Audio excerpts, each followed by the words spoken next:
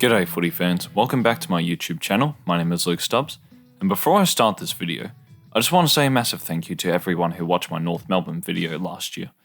The video was shared amongst many different platforms, and it got a lot more attention than I anticipated, so I'm really grateful that you guys enjoyed it. And while the title of the video didn't particularly age well, I feel like what I spoke about regarding David Noble and the list in general is starting to be recognised. North still have a long way to go, but things are looking up at the moment. But thanks again for the support. Reading everyone's comments was a pleasure, but in today's video, I'll be discussing a topic that's been on my mind for the past year. I'll be deep diving into my own team, St Kilda, and talking about why I think they're trying to build a Moneyball team. So this video will be a biased perspective, you have been warned, and finally, if you're going to enjoy this video, please be sure to like, share, and subscribe. Thanks guys. One of my favourite films of all time, which is really saying something because I don't normally watch films, is Moneyball. Moneyball is a true story based off of Michael Lewis's best-selling 2003 novel, and is a baseball film that revolves around the Oakland Athletics and their general manager Billy Beane, who builds a championship team with a small budget that he is provided with. The Athletics are a small market team that have nowhere near the amount of money as what some of the biggest MLB franchises have, including the New York Yankees and the Boston Red Sox. But with what he's given, Billy constructs a team based off of statistics, with the hopes of exploiting the game of baseball with a system that no one has come up with yet. With the help of Paul DePodesta, or Peter Brand as he's known in the movie, he signs cheaper players that he sees are more valuable than how other baseball clubs perceive them. People are overlooked for a variety of biased reasons and perceived flaws. Age, appearance, personality. Bill James and mathematics cut straight through that. If you haven't seen this movie, I'd strongly recommend it, especially if you're a footy fan that's heavily into stats, supercoach, fantasy, those sort of things. But using specific statistics, Billy and Paul justified that these players should be worth more. The main stats Billy used in the movie to explain why these players were undervalued was their on-base percentage. Well, his on-base percentage is all we're looking at now. And Jeremy gets on base an awful lot for a guy who only costs $285,000. On-base percentage measures how likely players are to get on base. And if you're not aware of baseball, getting on base means running to one of your four bases, which are safe zones a player runs to in order to score for their team. Once you do a full cycle, you score a run, and the rule goes that the more likely you are to get on base, the more likely you are to score runs, and therefore the more runs you score, the more likely you are to win games. The problem with baseball was that the richer teams hedged their bets and signed big-name players rather than players who could give them the most value, and because of this, teams like the Red Sox signed players like Johnny Damon for $7.5 million when they could have spent less by finding players who could produce the greatest output for the least amount of money. And because of the athletic success, Moneyball has inspired many sports all over the world to come up with their own system and to be more efficient in recruiting. Take for example Liverpool and Brentford. Their recent successes have at one point been inspired by Moneyball, and the AFL has also taken heavy interest in recent years due to how convoluted the game is. Aussie rules is arguably the most data-rich sport on earth, so coming up with a shortcut system is a harder task than what you would expect for any other sport. Especially given that companies like Champion Data are still finding their feet, so moneyballing the AFL is a task that can be considered as nearly impossible. Or is this true?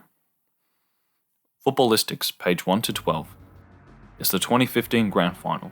The third quarter commences, and the Hawks are up by 31. What looks to be a comfortable victory brewing for the Hawks becomes a struggle as the Eagles kick the first goal of the third quarter and reduce the margin back to 25 points. The Eagles form their web zonal defense, which forces Hawthorn to kick the ball backwards and give West Coast territory. Noticing that Hawthorn were being forced back, Hawthorn head of strategy and innovation David Rath could see that this was happening. Through a graph that indicated how far a team had moved the ball each time they had possession, Rath had quickly figured out how to stop the Eagles' web. Using the data provided by Darren O'Shannessy, Rath had informed head coach Alistair Clarkson that the players needed to be braver with the ball and had to keep him moving forward. Eventually, avenues of goal were created and Hawthorn began kicking away. What resulted was a thrashing, and the Hawks had won the grand final by a comfortable 46-point margin. Hawthorn had officially become a modern-era powerhouse and had successfully moneyballed the AFL. The question is now, will we ever get another team that wins a flag through statistical analysis? And my answer is, probably. You see, over time, the way the game has been played has changed significantly. Before the 2000s, the game was strictly about playing a one-on-one style of footy, where teams stuck to their positions and to their players. In the modern era, positions have freed up significantly. It's more a game of versatility, where role players are instructed to move around the ground and reinforce the game plan. Between now and the mid-2000s, the game has also seen differences. The tactics used, especially by Sydney and West Coast in the 05 and 06 Grand Final, was to flood the backline and prevent the opponent from having clear shots on goal.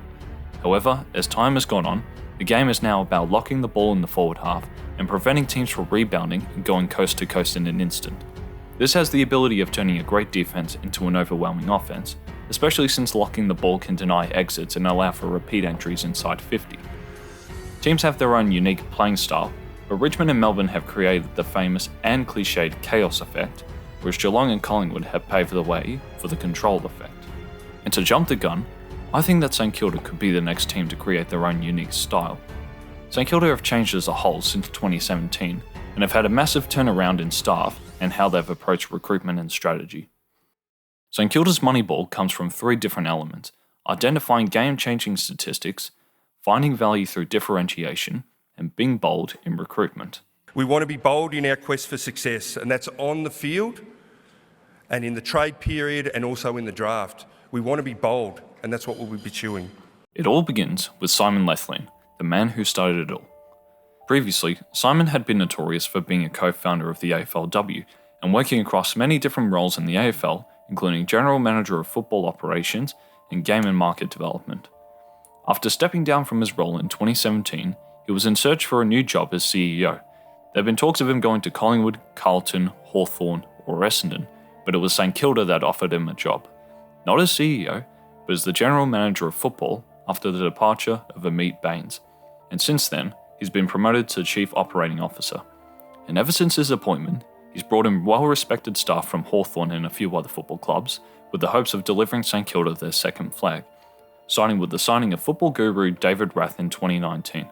David was one of the tactical masterminds behind Hawthorn's 4 premierships, as he worked alongside Alistair Clarkson building their premiership brand. The data guru Darren O'Shannessy was the next one brought in 2019, and he was the senior analyst for Hawthorn, providing Rath with the data needed to help Hawthorn win their three-peat. Jared Ruffhead was brought in late 2019, and he has been a big part of the Saints' leadership, being a development coach and helping players like Max King develop. Damien Carroll was the most recent signing this year, and he was the Box Hill coach in their 2013 flag, and he was an assistant coach to Clarkson in their 2014 and 15 flag. The 5th Hawthorn signing is none other than the current senior coach, Brett Radden. A 3-time final coach for Carlton and 2-time assistant premiership coach for Hawthorn, Radden was brought in at 2018 with the hopes of providing support for Alan Richardson. So since 2018, 5 Hawthorn staff have joined the Saints, and a further 6 coaches have been added, as well as a new list manager in James Gallagher and a well-respected consultant in Graham Gubby Allen. While you could say that picking up Hawthorn staff is a coincidence and there's no evidence to say that St Kilda are drawing inspiration from Moneyball, the opening chapter in Footballistics mentioned that Hawthorn were inspired by Moneyball, and 2 out of the 5 people St Kilda signed were the most involved with data analytics. Also because they were heavily mentioned in Russell Jackson's article a few months ago. Quote, "Moneyball was huge for us. We went from being purely data collectors to also becoming analytics. There was definitely an awareness of the Moneyball idea at the time, and I think there was a hope that we could Moneyball the AFL. And this makes me think, with the emphasis of data, what is it that St Kilda looks for in a player? Stats has become an important part in footy, and how we perceive players today can be attributed to stats. While in the past the usual disposals, kicks, marks and hitouts we used to judge players, we're now using phrases like metres gained and pressure acts. While many think these stats are heavily misinterpreted, it's clear that the AFL is desperate to get things down to one number. Every football club has their own criteria when using data, but St Kilda's unique recruiting decisions couldn't be without the influence of statistics.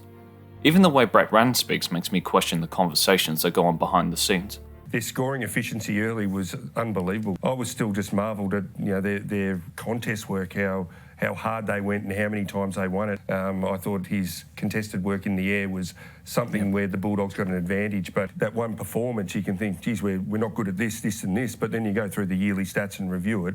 Port have got some outstanding patches through the year. And one suggestion of a stat I'll put forward is expected goals. What's worked for Brentford's Moneyball is looking for players' expected score instead of how many goals they've kicked. O'Shannessy in the past has mentioned expected goals, and this is how Hawthorn used to evaluate performance.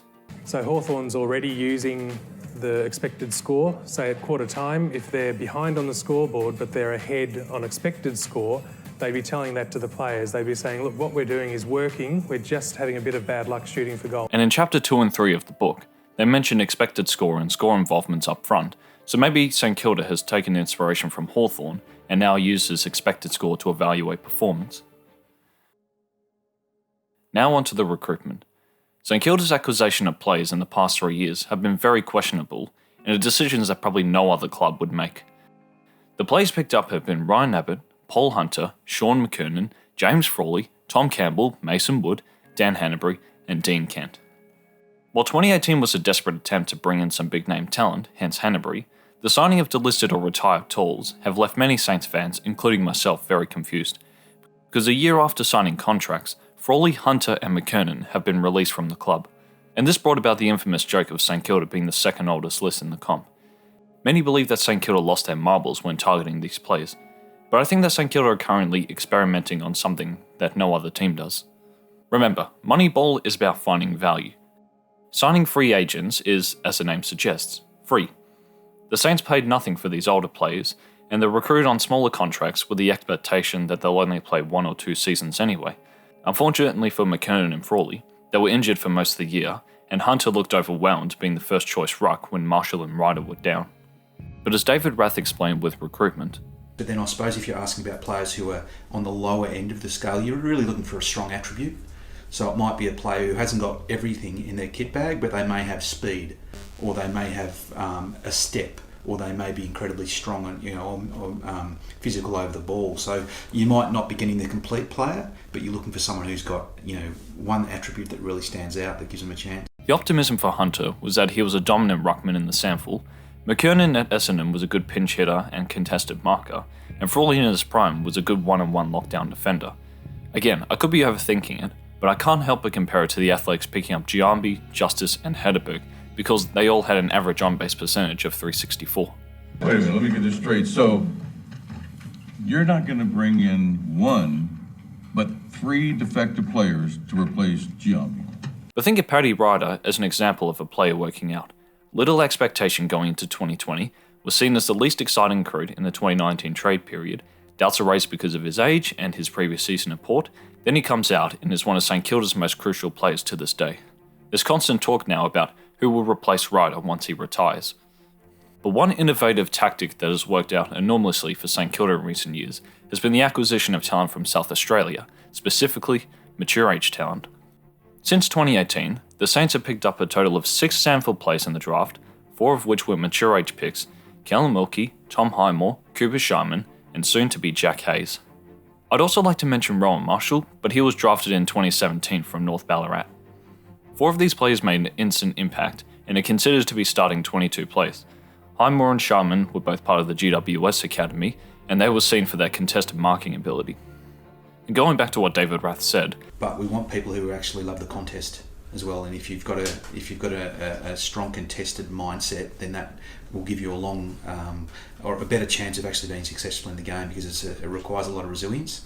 And if you don't have that strong mindset, then you're not going to give yourself the best chance. And with bringing in good characters to the club also means bringing in people with a strong mindset.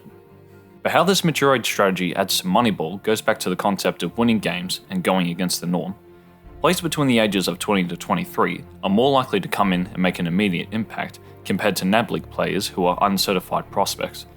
Even a few draft experts, including Nightmare, have pushed for clubs to look more into mature age players in the draft. I've gone through Geelong's mature age success and how I strongly believe, based on looking at drafts previous, really, I guess, how underutilised mature age recruitment is and how vital it is as well for clubs really to be scouring the state leagues closely. Really, if you go back across however many years you like, it doesn't matter, you can pick the draft. Every single year, there is at least one, whether it's a mature ager, whether it's an overager, at least one every year that is a clear-cut top 15 player. That's what I found from my research. So we've seen how Tom Stewart and Tim Kelly have worked out, so who knows if these players like Lee Kalia, Charlie Dean, Greg Clark or Jack Hayes will end up as top 15 prospects. My suspicion is that St Kilda see the future of the game being dominated through marks, Collingwood and Geelong have paved the way for the kick mark game in recent years, but Brett Rann recently commented on SEN about the Saints being closer to Melbourne style because of St Kilda's 2020 game based on speed. But going off the importance of territory in the modern game, maintaining territory through marking could be the future norm for St Kilda, and it's why St Kilda have been looking for players who could provide good delivery for these markers. Seeing as how Dunstan was delisted for his kicking deficiency, and the recent draft picks of Wanganeen, Miller, Connolly, Burns and Bytel, I think that St Kilda are looking for natural footballers, which is also what Hawthorn looked at when Rath and Clarkson were at the helm. And while St Kilda is not the only team investing into data analytics, I feel like Simon Lethlean has done the best he can bringing in people with a history of success. While I don't know what the future holds, I'm hopeful that we will at least see gradual improvement. The talks of Nick Walsh and Corey Enright driving the standards in the pre-season makes me optimistic that the Saints will come out firing in 2022.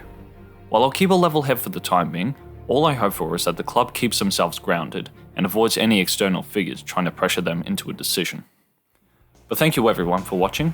I know this was a long video and it may have dragged, but I hope this has given you an idea of where I think the club is at the moment. But I'm interested to know everyone's thoughts. What do you think the Saints are at? Do you think we're building towards something great, or do you think they're continuing on the downward spiral? Let me know down in the comments below. And as always, I hope you all have a good day, I appreciate the support, and I'll see you all next time. Cheers.